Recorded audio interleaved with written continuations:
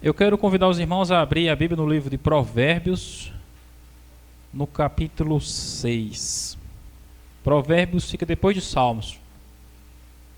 Provérbios é o livro escrito por Salomão, né? O rei Salomão, filho de Davi.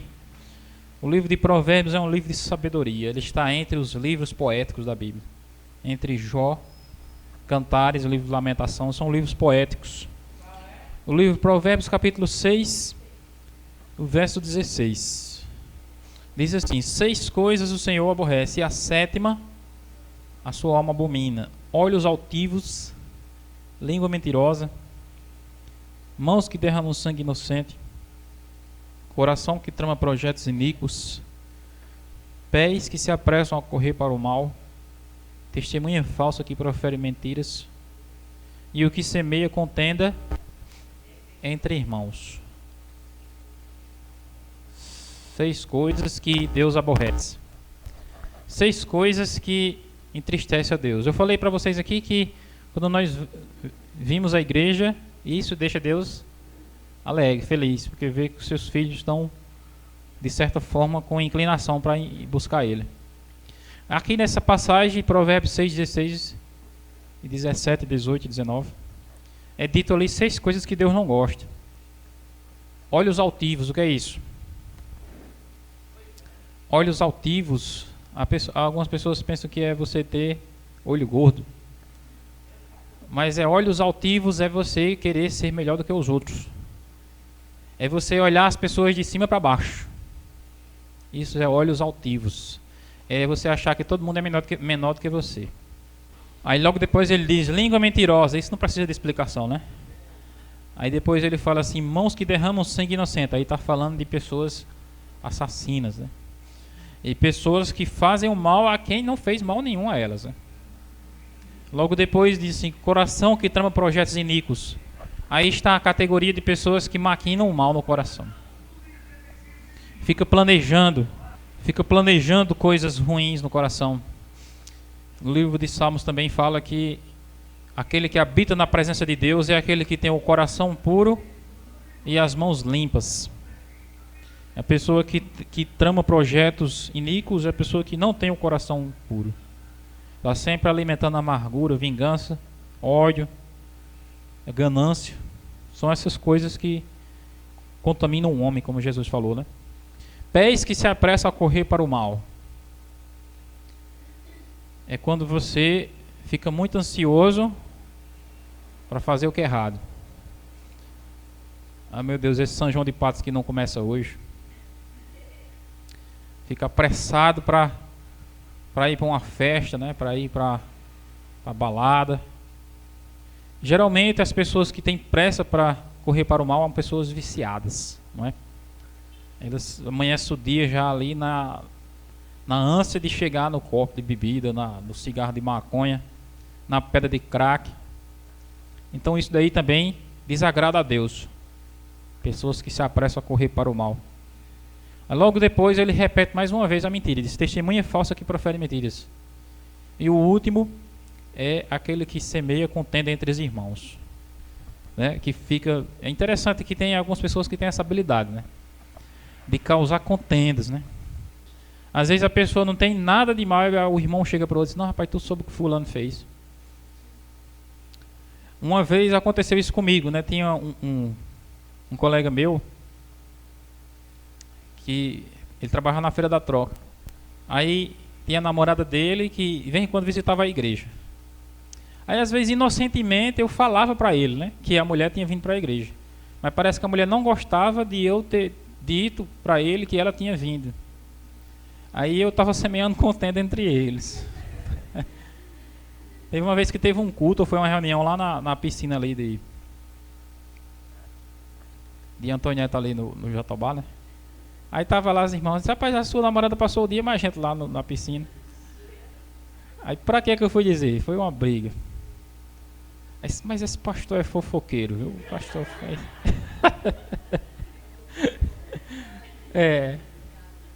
Tava semeando contenda entre os irmãos sem intenção. Sem intenção, né? E as pessoas são problemáticas. Aí eu estava até incorrendo aqui no desagrado de Deus, semeando contenda entre os irmãos. Só que a ênfase que eu quero dar aqui nesse trecho da Bíblia que a gente leu, é que se você percebeu que aparece duas vezes o quê? A mentira. A mentira é um negócio complicado, irmãos. Você gosta de mentira? Não tem quem goste de mentira, né? Existem pessoas que passam a vida toda, irmãos, escondendo mentira, sabia? Enganando. Às vezes as pessoas gravam até filme, né? Pessoas que o filho não é do marido. Aí a mulher passa a vida toda escondendo. Recentemente foi descoberto aqui, né? Na rua do 18. Uma mulher que ela já morreu. As filhas já estavam casadas, já eram mães.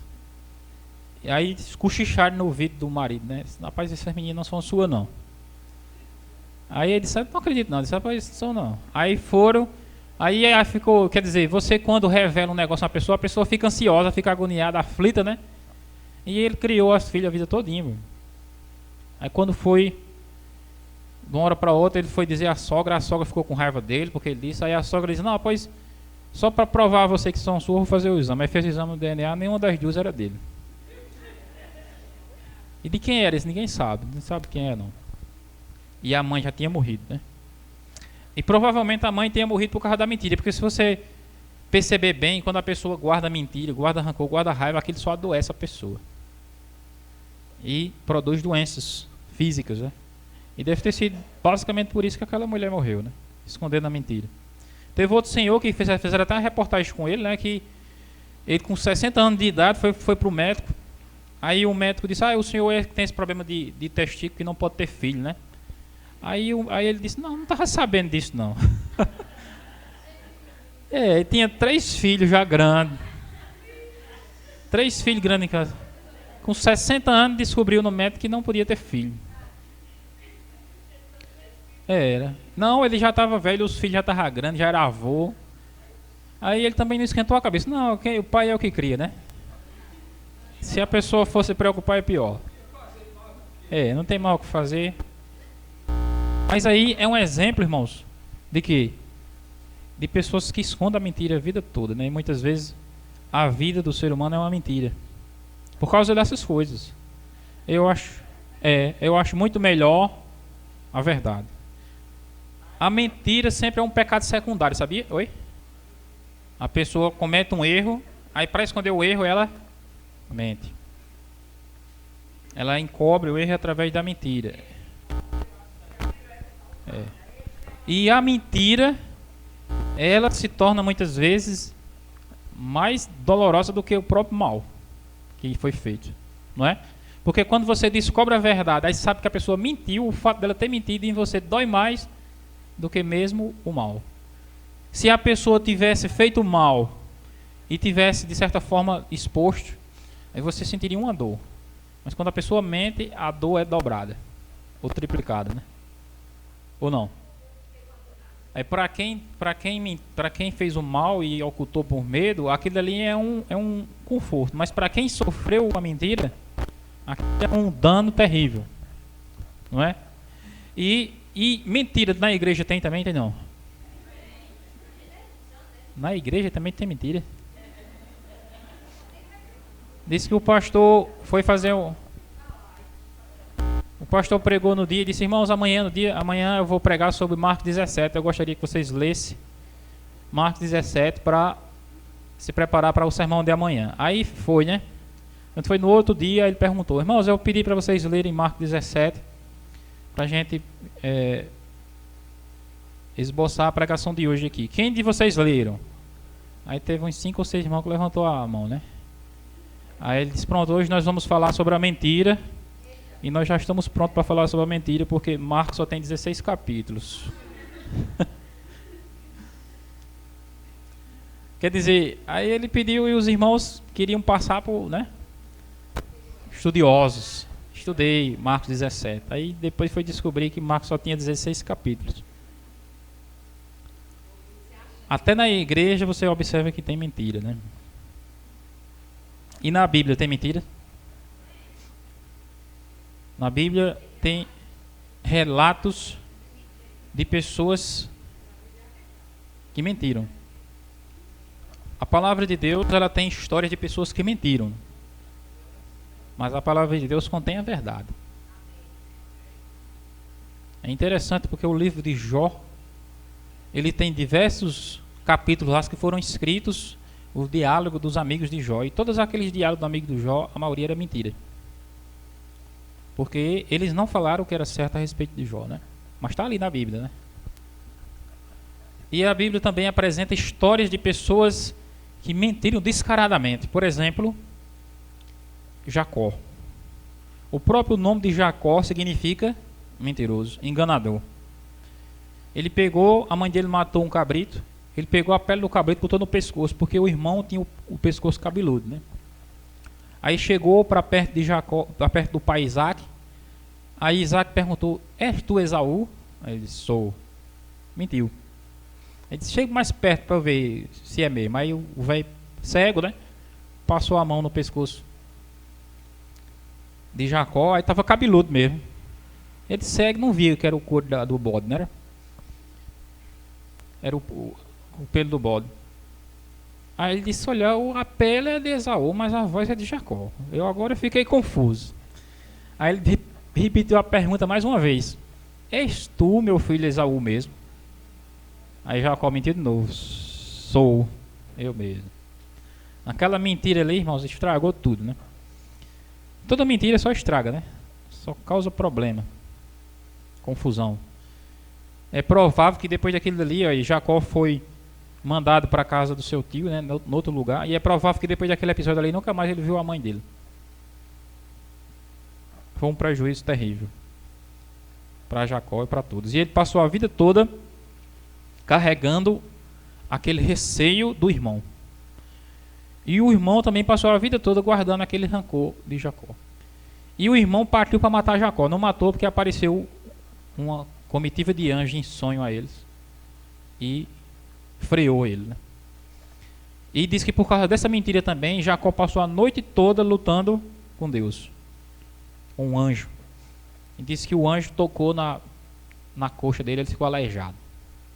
Agora foi a noite toda lutando com esse anjo. E a luta, irmãos, era uma luta angustiante, porque era mais ou menos assim. O anjo dizia: rapaz, você é mentiroso. E ele dizia: sou não. Zé. Disse: não, você mentiu. Ele disse: não, mas eu me arrependi. Aí o anjo dizia: pois prof, se arrependeu. E aquela noite todinha naquela luta, entendeu? Aí o anjo disse: eu vou me embora, me sorte que você está perdido, você é enganador, você é mentiroso. Aí Jacó segurou e disse: mas eu sou sorte se você me perdoar e me abençoar. Aí diz que Deus cedeu. Ele mostra mesmo que a pessoa sendo mentirosa, não é? Deus tem misericórdia e pode transformar ela numa pessoa boa. Se ela lutar contra o mal. Porque a mentira é uma coisa que você tem que lutar contra ele. Muitas vezes você adquiriu aquilo num ambiente, né? E Jacó, ele foi tão transformado por aquela experiência que Deus mudou o nome dele. De Jacó para Israel. A partir de hoje você não vai ser mais enganador, você vai ser Israel, aquele que lutou com Deus. Às vezes a gente chega na igreja e vê uma pessoa mentindo. Aí você se enraivece, diz: como é que pode uma praga dessa? Não para de mentir. Como é que pode, rapaz? Como é que a pessoa fica na igreja mentindo? Só que é interessante, mas como eu falei para vocês, a mentira, muitas vezes ela é aprendida do ambiente. O cidadão, ele nasce num lugar que o pai mente, a mãe mente, os irmãos mentem, os tios mentem, os avós mentem, todo mundo mente. A pessoa vai ser o quê? Mas ele aprendeu, ou seja, ele vê continuamente aquilo ali. A gente tem um exemplo de Karl Marx. Karl Marx foi o pai do comunismo, né? Ele era filho do judeu, e ele também era judeu. Mas ele via continuamente o pai dele enganando o povo. Aí ele foi se revoltando com aquilo. Quer dizer, de alguma forma aquilo ali no ambiente prejudica a pessoa. Aí a pessoa vem de um ambiente desse, ó, Divan, aí vem para a igreja. Aí ele estuda a Bíblia, se batiza, ora. Aí ele era uma pessoa que mentia 100 vezes por dia e diminui para uma. Não já é um avanço ou não? Ou não?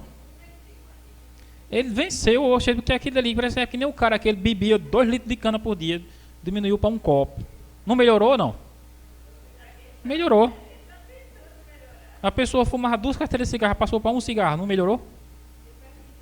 Aí dali ele está perto de deixar. Então a pessoa que mentia daquele tanto, mentiu um pouco. Aí se você pegou mesmo na hora que ele mentiu, aí para você, aquele dali já acabou. Mas para Deus ele está avançando. Entendeu?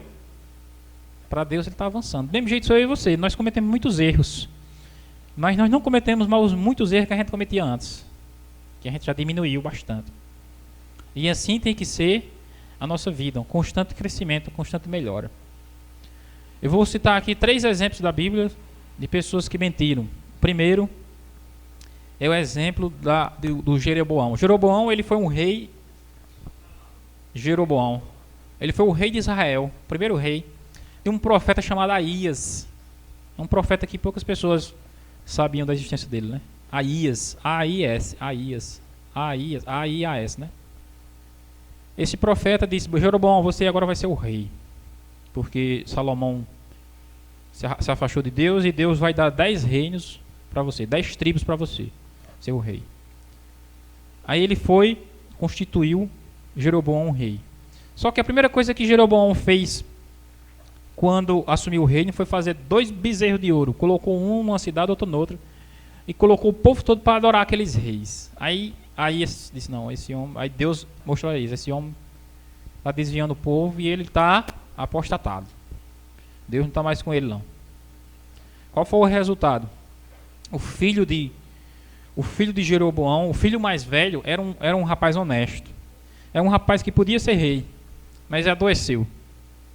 Adoeceu o filho de Jeroboão. Aí Jeroboão queria consultar Aías para saber sobre... Porque naquela época era assim, né? Quando uma pessoa adoecia, quando uma pessoa estava em dúvida em alguma coisa, ia consultar o profeta de Deus, né? Saul, ele foi consultar Samuel diversas vezes, né?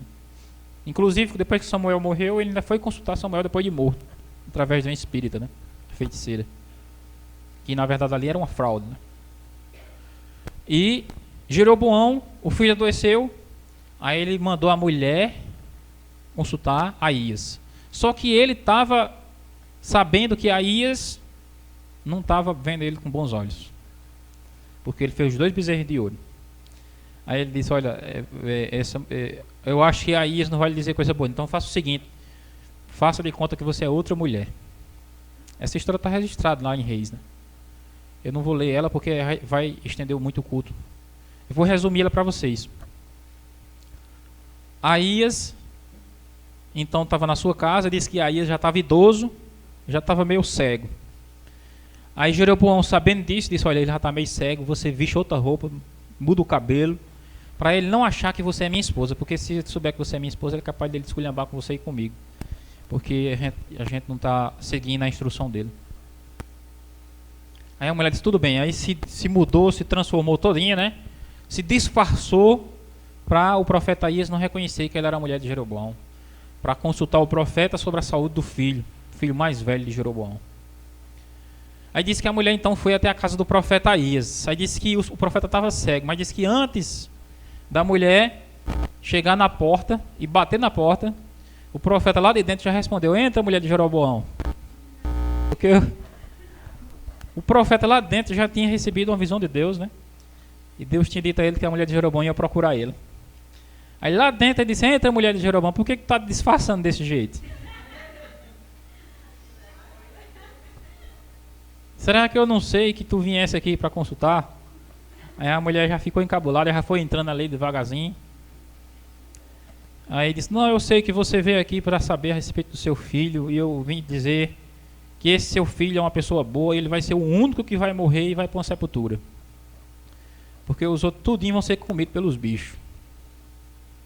Esse filho seu aí é o único que Deus viu nele alguma coisa boa, e é por isso que ele vai morrer e ele vai ser sepultado dignamente como um homem de bem, porque todos os outros, os que morrer na cidade, os cachorros vão comer, e os que morrer no sítio, no campo, as aves do céu vão comer, não vão ser enterrados. Uma pessoa que palavra dura, quer dizer, a mentira da mulher se confrontou com a palavra do profeta, e não teve outra. O profeta disse: faça o seguinte, volte para sua casa. Quando você plantar os seus pés na cidade, o menino vai morrer. Aí foi exatamente o que aconteceu. A mulher voltou, quando ela entrou na cidade, a mulher chegou, o menino morreu. Aí fizeram o enterro do menino. Aí a mulher deu o relatório a Jeroboão, né? Do que o profeta tinha dito. Esse é o resultado de quem desobedece a Deus e de quem mente. Quer dizer, aquela mentira, como eu falei para vocês, né? Já era um pecado secundário para encobrir a maldade de Jeroboão, de sua mulher. E o resultado foi aquilo. A segunda história de mentira da Bíblia que eu compartilho aqui para vocês é a história de Geazi, Eliseu e Geazi. Elias colocou Eliseu como seu substituto, não é isso? Aí Eliseu queria colocar Geazi como seu substituto. Ele começou a treinar Geazi. Geazi era um ajudante do profeta. Para onde Eliseu ia, Geazi estava junto. O tempo todo. Diz que uma vez cercaram a casa de Eliseu para matar. Aí disse que Geazi se agoniou e correu e disse: Eliseu, estamos cercados, vamos matar a gente aqui agora. Aí Eliseu disse: olha, não se preocupe, mais são os que estão conosco do que os que estão com eles. Aí Geazi disse: mas eu não estou vendo ninguém com a gente.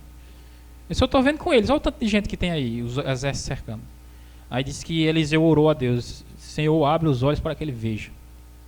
Aí disse que Deus abriu os olhos de Geazi. Ele viu toda a campina cercada de anjos, com carros e cavalos de fogo. Ou seja, aquilo ali era uma instrução que Eliseu estava dando para Geazi, para ele aprender, não é? E Geazi, ele tinha potencial para ser um grande profeta, mas ele não prosperou, não. Foi um homem mentiroso. No dia em que Naamã foi consultar Eliseu, Naamã chegou com uma carga de 10 camelos, tudo carregada de ouro, prata, roupa, presente. Diz que avaliaram, disse que valia mais de $1 milhão no dinheiro de hoje, aquele presente que ele trouxe para Eliseu, né? Aquele presente ele queria dar a Eliseu para Eliseu curar ele. Aí Eliseu disse: negativo, você pode levar seu presente. No caminho que você for voltando, você desça no Rio Jordão, mergulhe 7 vezes e você vai ficar curado. Aí Naamã ficou meio chateado com aquilo, porque ele achava o Rio Jordão sujo. Tinha um rio barrento desse, vai me curar de quê? Um rio cheio de lama. Aí foi preciso os homens que estavam com ele convencer a ele. Disse: não, Naamã, se o profeta tivesse pedido para você subir no Monte Everest e descer, você não ia? Imagine para entrar numa água, por suja que seja. Aí ele disse: é mesmo. Aí entrou, ficou curado. Aí ele retornou a gratidão novamente para Eliseu e voltou de novo com a mesma comitiva, com 10 camelos carregados de ouro para dar de presente a Eliseu. Eliseu disse: eu não quero, pode levar. Se Eliseu fosse aceitar o presente daquele homem, ele iria dar a entender que aquela cura foi comprada. Entendeu? Foi comprada, não foi algo. E um presente desse, de alguém restaurar a saúde, não tem dinheiro no mundo que pague. E era isso que Eliseu queria transmitir para Naamã. Você foi curado por Deus e não tem dinheiro no mundo seu que pague isso. Não é presente seu que vai pagar. Eu não aceito. Eliseu não aceitou, mas Geazi. Diz que Geazi ficava num pé e no outro. Como é que pode? Será que ele não vai pegar nem um camelo? Geazi ficava angustiado ali dentro de casa. Você vai pega uma camisa para mim? Ele ficava ali pensando naquilo. Por quê? Porque tanto Eliseu como Geazi viviam na pobreza, irmãos. Eram pessoas simples. Era como Jesus. Uma vez chegou o jovem rico com Jesus, com carreta de ouro, né? Jesus disse o quê? Venda tudo e traga para mim. Foi isso? Não. Venda tudo que tem e dê aos pobres. Ou seja, Jesus ia continuar como era, pobre, e o jovem ia ficar pobre também, e a pobreza para eles seria uma bênção. Da mesma maneira que a pobreza de Eliseu era uma bênção. A pobreza de muitas pessoas é uma maldição, mas em alguns casos é uma bênção. Na vida de Eliseu, de Geazi, a situação que eles viviam ali mostrava que Deus sustentava eles, não precisava daquele tesouro de Naamã. Só que quando Naamã foi embora, Geazi disse: eu vou pegar alguma coisa desse homem. Aí disse que vou aqui tomar água. Aí Eliseu disse: tá bom. Aí saiu, né? Se montou e partiu na carreira. Partiu na carreira e alcançou Naamã. Alcançou Naamã. Naamã, quando viu ele correndo, aí chega e se assombrou. Disse: parou. Disse: pois não, o que foi que aconteceu? Ele disse: não foi porque chegou agora 2 visitantes lá na casa de Eliseu e eles estão com muita fome e Eliseu mandou pedir que você mande alguma coisa para eles. Quer dizer, ele mentiu e fez o profeta mentir. Não é? Fez o profeta mentir, porque Naamã acreditou que Eliseu tinha mandado ele. Geazi, ele tinha um potencial, irmão, de ser uma pessoa de Deus, mas estragou tudo com a mentira. Aí disse que pegou, parece que foi ouro, né? Uma capa, uma foi 2 capas, chamada capa babilônica, que era uma roupa bonita que tinha na época. Aí disse que pegou, veio ali bem quietinho, aí escondeu debaixo, coisa lá, cobriu, aí depois tomou banho, lavou o rosto, aí se sentou na presença de Eliseu. Pra quê? Aí Eliseu disse: tu vem de onde, Geazi? Aí Geazi mentiu de novo, disse: eu não fui a parte alguma, não fui para canto nenhum. Aí Eliseu disse: escuta bem, será que eu não vi na hora que tu deu aquela carreira para encontrar o homem? Será que isso era uma ocasião para você estar atrás de ouro, de prata, de roupa e de bens materiais que Deus não lhe deu? Quer dizer, um homem que vivia na presença de Eliseu não temer, né, a palavra do homem de Deus como era Eliseu. Aí Eliseu terminou dizendo a ele assim: olha, do mesmo jeito que você foi atrás dos bens desse homem, você vai herdar também a doença desse homem. A lepra que era de Naamã agora vai se apegar a você, e não só a você, mas a sua descendência todinha. Aí diz que naquela mesma hora Geazi saiu da presença de Eliseu branco como a neve, leproso. Já imaginou? Você brincar com a mentira, irmãos, não é coisa sem importância, não. Uma pessoa que estava destinada a ser profeta, substituto de Eliseu, terminar desse jeito, não é triste? Eu falei aqui de Geazi, mas acredito que a maioria de vocês não sabia nem quem era Geazi, não? A história está na Bíblia. A gente conhece a história de Elias, de Eliseu, mas de Geazi ninguém ouviu falar. Ele poderia ser uma pessoa famosa hoje. A gente está estudando sobre as profecias de Geazi, mas ele, depois desse episódio aí, ele desapareceu da história, ficou leproso, perdido. A terceira história de pessoa que mentiram na Bíblia é a história de Ananias e Safira, no Novo Testamento. Ananias e Safira, eles eram contemporâneos dos apóstolos. Ele disse que tinha um homem chamado Barnabé. Esse homem, ele tinha um terreno, tinha um campo. Barnabé vendeu o campo, pegou o dinheiro e colocou aos pés dos apóstolos. O que foi que aconteceu? Quando Barnabé fez aquilo, aí os discípulos promoveram Barnabé. Barnabé passou a ser um dos líderes da igreja. Já era, né? Mas depois daquilo dali, ele passou ainda a ser mais estimado, mais respeitado. Era. Ananias e Safira viram aquilo, aí disseram: a gente tem um terreno também. Aí foram vender o terreno, aí disseram: vamos dar. Só que na hora que eles pegaram o molho de dinheiro, era um molho grande de dinheiro, né? Aí disseram: não, a gente vai pegar um pedacinho e deixar guardado. Aí tirou aquele pouquinho e guardou. Aí vamos dizer assim, vamos pegar o dinheiro e fizeram, né? Quem era que sabia disso? Ninguém sabia disso. Aí, quer dizer, se eu vendo um terreno, eu posso dizer que vendi por 100 ou por 200 ou por 50 mil. Quem vai saber disso só eu e a pessoa que comprou, né? Eles chegaram com o dinheiro do terreno e colocaram lá nos pés dos apóstolos. E os apóstolos receberam tranquilamente, sem perceber nada de mal, e agradeceram, né? E a partir dali também já começaram a estimar também eles, porque fizeram um sacrifício, estavam fazendo parte da igreja, aquilo dali era uma honra. Mas aí Deus revelou a Pedro que eles tinham o quê? Mentido. Aí Pedro foi e chamou Ananias e disse: Ananias, você vendeu o terreno por tanto? Eles: vendi. Aí disse: por que você mentiu para Deus? Na hora que Pedro fez essa pergunta, ele caiu duro, morreu na mesma hora. Porque Pedro disse assim: você não mentiu para mim nem para o ser humano, mentiu para Deus. E na mesma hora, Ananias morreu. Aí daqui a pouco chegou a mulher. Aí Pedro fez a mesma pergunta à mulher: Safira, me explica uma coisa, você vendeu o terreno por tanto? Ele disse: vendi. Aí aí na porta da igreja aí, tá os dois homens que levaram seu marido, que morreu agora, e vão levar você agora. Aí a mulher caiu também. Caiu, morreu também. Eu fico pensando, irmão, se acontecesse isso com toda pessoa que mente, o que seria do mundo? Me diga aí.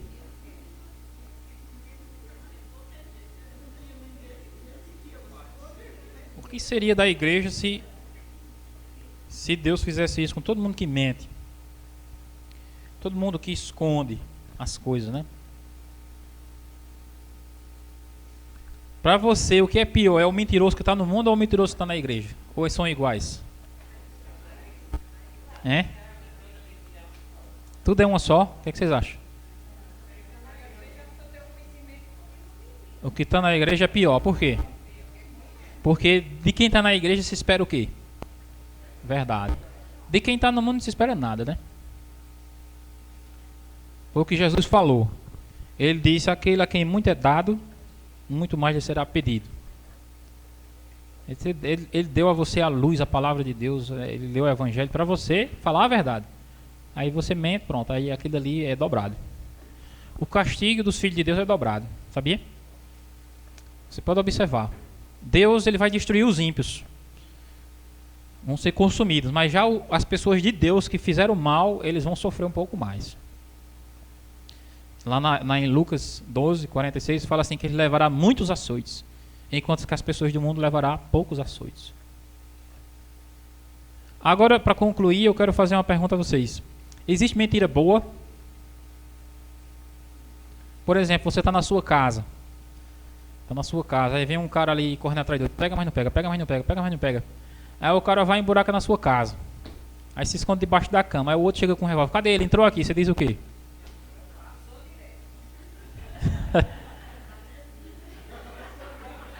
Já mentiu, né?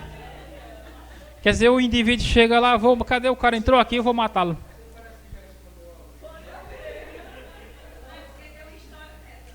Eu vou matá-lo. Aí se esconde na sua casa. O cara chega e diz: ele está escondido aí. Você diz o quê? Tá, não. Você mentiu ou não? Mas evitou de ocorrer uma morte. Então essa é uma mentira, irmãos, que ela é justificável, sabia? Algumas pessoas dizem que não. Não pode mentir nunca. Tem que falar a verdade, deixa matar essa praga. Mas não pode. Não pode. Você precisa preservar a vida. Entre a vida e a morte, prefira a vida. Nesse caso aí, você observa aí uma situação em que a pessoa mente e de certa forma ela não está errada. Pela Bíblia mesmo, porque você observa, por exemplo, a história de Raabe, né? Raabe estava lá em casa e chegou os 2 espiões de Israel, entraram na casa dela. Daqui a pouco o rei mandou buscar os 2 espiões na casa dela, bateram na porta. Disse: cadê os homens que se esconderam na sua casa? Disse: não, estava aqui, mas já foram. Mentiu. Ela tinha pegado os homens escondidos debaixo, botou um tapete por cima. Disse: não, é o seguinte, eles disseram a mim que iam subir naquela serra ali, ó. Ainda enfeitou mais a mentira, né? Eles correram para aquela serra ali. Aí os cabas saíram, né? Desembaixados atrás deles. Cansaram de subir a serra. Passaram 3 dias procurando, não acharam e voltaram. Aí falei: pronto, eles já foram embora, agora vocês podem ir. Aí liberou os homens. Quer dizer, para algumas pessoas ela é uma mentirosa descarada. Mas só que na Bíblia, Raabe está presente, sabe aonde? Na lista dos heróis da fé. Está lá em Hebreus 11. Raabe, pela fé, escondeu os espias. Se você for olhar também a genealogia de Jesus Cristo, Raabe está lá como uma das ancestrais de Jesus Cristo. Jesus veio da linhagem do esposo dela, Salmão. O marido dela era Salmão. E aquilo foi tolerado por Deus, uma mentira positiva. Só que é preciso, irmãos, ter muito discernimento para saber, porque às vezes você pensa que uma mentira positiva mas às vezes não é. Outro exemplo de pessoas que mentiram e foram abençoadas por Deus: Sifrá e Puá. Já ouviram falar sobre essas mulheres? Sifrá e Puá eram as duas parteiras hebreias do tempo de Moisés. O faraó chegou para ela e disse: olha, a mulher que tiver filho, se for mulher, deixa viver. Se for homem, mata. Meta lá a faca e mata. Sifrá e Puá. Era uma situação difícil para elas, né? Porque o faraó deixou a ordem com elas. Aí as mulheres disseram: não, a gente não vai matar. Como é que pode uma coisa dessa? Não matar esses meninos, não. E não seguiram a ordem de faraó. Aí o faraó mandou chamar elas. Aí perguntou. Aí elas tinham que fazer o quê? Tinha que mentir. Aí elas não mentiram diretamente, elas inventaram história. Elas disseram assim: é o seguinte, faraó. As mulheres hebreias, elas são muito fortes. Não são que nem as mulheres egípcias. As mulheres egípcias passam 5, 6 horas, 10 horas para ter um menino, sentindo dor e demorando. As mulheres hebreias é ligeiro. Quando a gente chega, já tem nascido menino, já tem escondido. Não tem como a gente matar. Inventaram essa história. Não, as mulheres hebreias são fortes. Quando a gente chega, o menino já tem nascido. Será que elas falaram a verdade ou mentiram? A mentira delas foi condenada ou foi abençoada por Deus? Foi abençoada por Deus. Lá na passagem bíblica mesmo está dizendo que aquilo que elas fizeram foi agradável a Deus. Porque salvaram a vida do recém-nascido, inclusive salvaram a vida de Moisés. Sifrá e Puá. Duas mulheres que mentiram, mas que foram honradas por Deus, mesmo mentindo. Ou seja, uma mentira positiva, né? Existe uma pessoa na Bíblia que enquanto estava mentindo, Deus estava com ele. Quando ele falou a verdade, Deus não estava mais com ele. Quem foi, Aldo? Estava mentindo, Deus estava com ele. Quando ele falou a verdade, pronto, Deus não estava mais com ele. Foi Sansão. Porque Dalila perguntava: Sansão, qual é o segredo da tua força? Ele dizia: é as cordas, traga as cordas que pode me amarrar. Era mentindo. Aí depois: qual é o segredo da tua força? Não, é que você tem que me amarrar meus cabelos no chão. Mentiu de novo. Aí no dia que ele falou a verdade, que o segredo era o seu cabelo que tinha que cortar, pronto, Deus não estava mais com ele. Mas nesse caso aí, é uma coisa muito subjetiva, né? Na verdade, a própria vida de Sansão estava uma mentira. Porque ele estava vivendo numa realidade que Deus não queria para ele. E Deus queria que ele se afastasse dali. E a situação dele ficou complicada, não porque ele falou a verdade, mas porque ele se colocou naquela situação embaraçosa. Para concluir aqui, irmãos, o terceiro caso, tem um caso que eu estava lendo essa semana aqui na Bíblia, foi de Jael. Jael, conhece Jael na Bíblia? Jael era mulher de Eber. Jael e Eber eram um casal. Eles moravam lá e diz que o exército de Jabim tinha um comandante chamado Sísera. No livro de Juízes tem essa história. Diz que Sísera lutou contra Baraque e Débora, né? Lutou contra eles e não conseguiu vencer. Aí diz que fugiu, Sísera. Fugiu até chegar na casa de Jael. Aí Sísera contou: me socorra aqui porque eu estou fugindo, estão querendo me matar. E estão correndo atrás de mim e você me dê pelo menos um copo d'água. Eu estou me acabando de fome e não tenho onde dormir. 3 coisas. Aí Jael disse: não, pode entrar, você entra aqui. Aí botou Sísera dentro do seu quarto.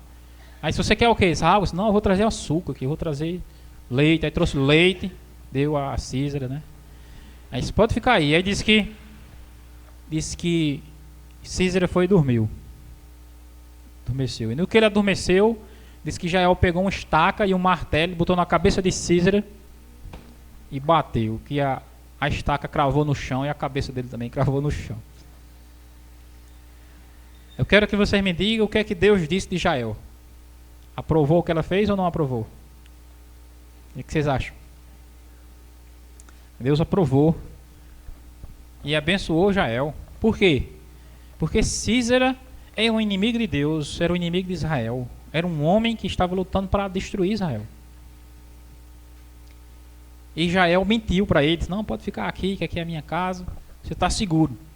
No que ele adormeceu, pronto. Tem umas mulheres que são assim, sabia? Tem que ter cuidado. Espera o marido dormir, e quando você dormir eu vou botar água fervendo no seu ouvido. É. Pois é. O marido dá trabalho e acontece isso aí, né? A Bíblia, irmãos, o pai da mentira é quem? É o diabo. Está em João 8,44, né?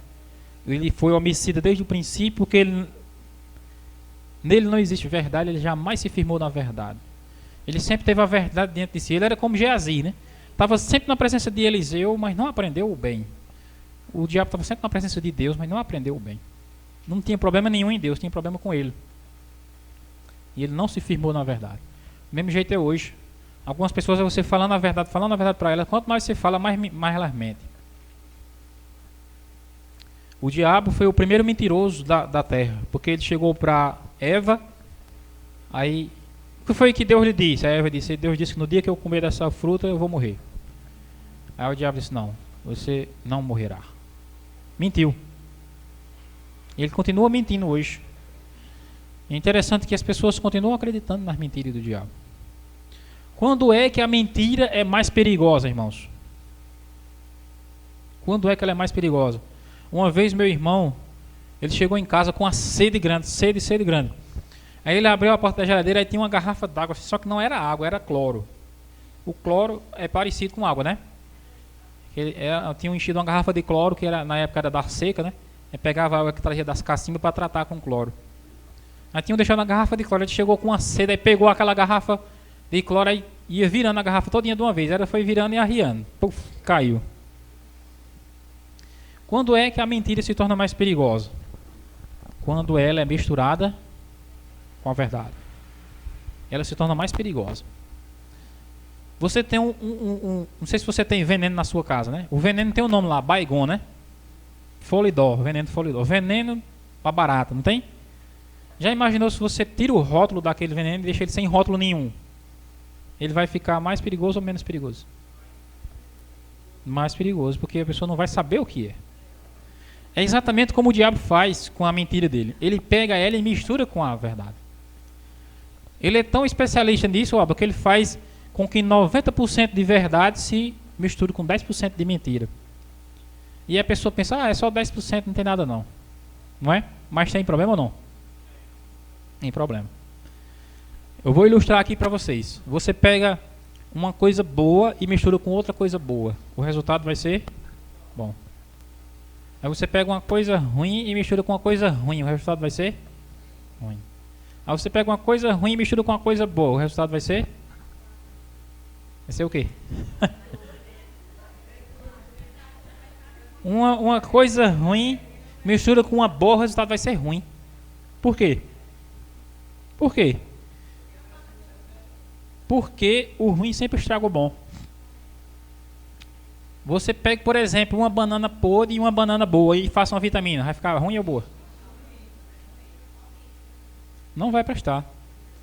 Se você pega uma laranja ruim e uma laranja boa também, se misturar, não vai dar certo. Não vai prestar. Não dá certo. Por isso que Deus disse, olha, não se unem em julgo desigual com os incrédulos. Eu quero concluir aqui, irmãos, convidando os irmãos a abrir Apocalipse. Para encerrar. Apocalipse 22. Apocalipse 22, 15.